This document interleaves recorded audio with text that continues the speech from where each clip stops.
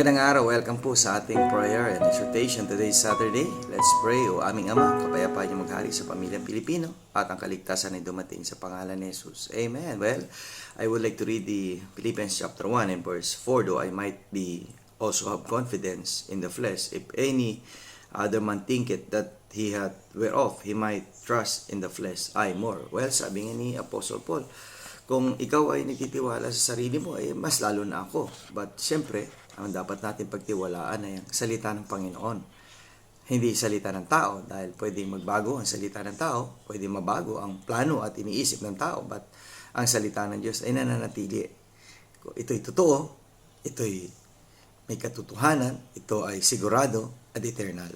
Nawa lahat tayo magtiwala lamang sa salita ng Panginoon at ipamuhay natin ang salita ng Panginoon at ibahagi natin ito sa mga taong hindi pa nakakilala kay Jesucristo. Okay? See you again tomorrow sa ating strong family prayer and exhortation.